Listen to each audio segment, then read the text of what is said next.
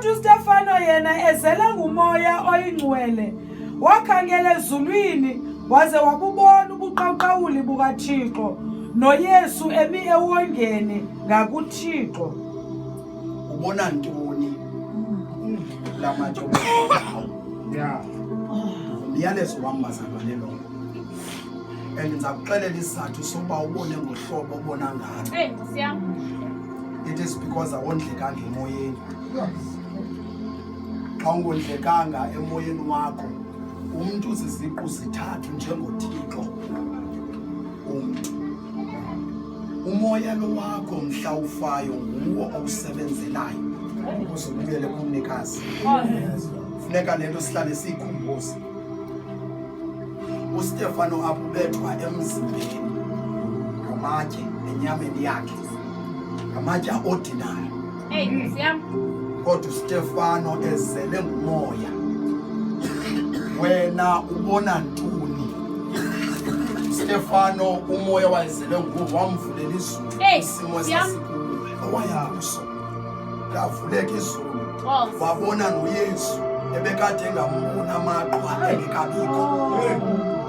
Imeko isisondeze bukhoneni bukaThixo xa ngaba sizele umoya kaThixo. Amen. Zalwane wami namhlanje ebusuku thandazela ukugcwaliswa ngamandla kamoya.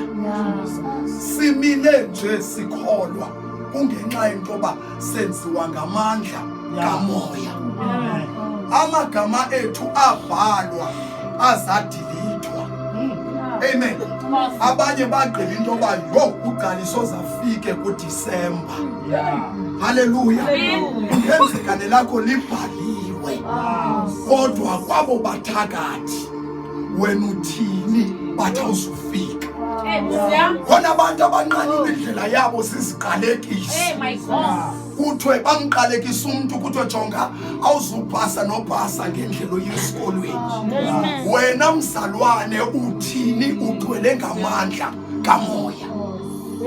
Haleluya. Amen. Stefano ugcwele ngumoya wabona unyana kaThixo ngasekunene. Waze wanikela umoya wakhe. Empini bazalwane sidalelwe ukuze ngalo lonke ixesha singena kwizimo sibone uThixo. Ndinenzela umzekelo kukhe kwakho amadoda amathathu athathwa eseBhabheli emiswa phambi koThixo othile akavuma la madoda. Kwanyanzeleka into yoba kubaswe umlilo ophindwe kasixhenxe afakwe emlilweni amadoda emathathu. Wavela owesine phakathi emlilweni. Isinqumo sithathileyo sokusindiswa ungajiki kuso ngoba noma kwehlantoni ebomini bakho uzawuvela owesine.